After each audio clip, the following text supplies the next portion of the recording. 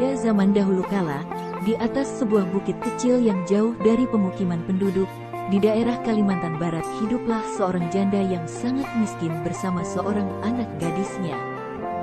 Anak gadisnya sangat cantik, bentuk tubuhnya sangat indah, rambutnya terurai mengikal sampai ke mata kaki. Poni rambutnya tersisir rapi dan keningnya sehalus batu cendana. Namun sayangnya ia memiliki sifat yang buruk. Gadis itu amat pemalas, tak pernah membantu ibunya melakukan pekerjaan-pekerjaan rumah. Kerjanya hanya bersolek setiap hari. Selain pemalas, anak gadis itu sikapnya manja sekali. Segala permintaannya harus dituruti. Setiap kali ia meminta sesuatu kepada ibunya harus dikabulkan. Tanpa memperdulikan keadaan ibunya yang miskin, setiap hari harus membanting tulang mencari sesuap nasi. Pada suatu hari anak gadis itu diajak ibunya turun ke desa untuk berbelanja. Letak pasar desa itu amat jauh, sehingga mereka harus berjalan kaki yang cukup melelahkan. Anak gadis itu berjalan melenggang dengan memakai pakaian yang bagus dan bersolek agar orang di jalan yang melihatnya nanti akan mengagumi kecantikannya. Sementara ibunya berjalan di belakang sambil membawa keranjang dengan pakaian sangat dekil. Karena mereka hidup di tempat terpencil, tak seorang pun mengetahui bahwa kedua perempuan yang berjalan itu adalah ibu dan anak. Ketika mereka mulai memasuki desa, orang-orang desa memandangi mereka.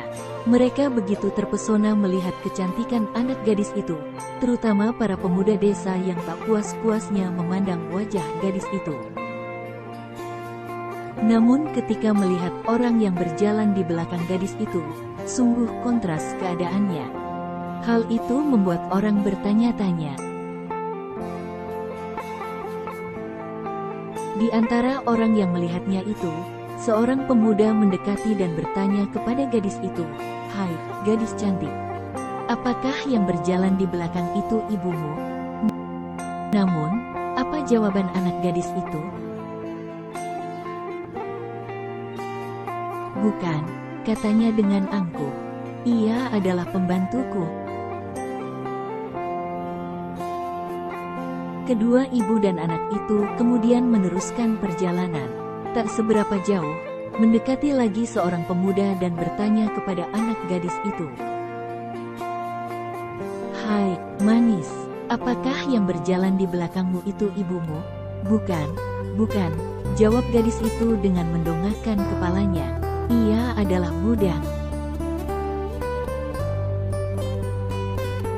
Begitulah setiap gadis itu bertemu dengan seseorang di sepanjang jalan yang menanyakan perihal ibunya.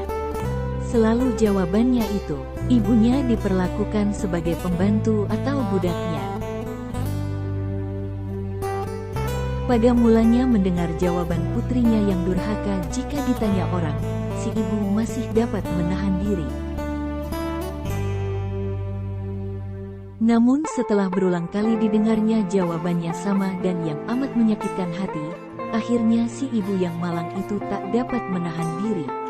Si ibu berdoa, "Ya Tuhan, hamba tak kuat menahan hinaan ini. Anak kandung hamba begitu teganya memperlakukan diri hamba sedemikian rupa. Ya Tuhan, hukumlah anak durhaka ini, hukumlah dia." Atas kekuasaan Tuhan yang Maha Esa, perlahan-lahan tubuh gadis durhaka itu berubah menjadi batu. Perubahan itu dimulai dari kaki. Ketika perubahan itu telah mencapai setengah badan, anak gadis itu menangis memohon ampun kepada ibunya. "Oh, ibu, ibu, ampunilah saya, ampunilah kedurhakaan anakmu selama ini. Ibu, ibu, ampunilah anakmu." Anak gadis itu terus meratap dan menangis memohon kepada ibunya. Akan tetapi, semuanya telah terlambat. Seluruh tubuh gadis itu akhirnya berubah menjadi batu. Sekalipun menjadi batu, namun orang dapat melihat bahwa kedua matanya masih menitikkan air mata, seperti sedang menangis. Oleh karena itu, batu yang berasal dari gadis yang mendapat kutukan ibunya itu disebut batu menangis. Demikianlah cerita legenda batu menangis, yang oleh masyarakat setempat dipercaya bahwa kisah itu benar-benar pernah terjadi. Barang siapa yang mendurhakai ibu kandung yang telah melahirkan dan membesarkannya, pasti perbuatan laknatnya itu akan mendapat hukuman dari Tuhan.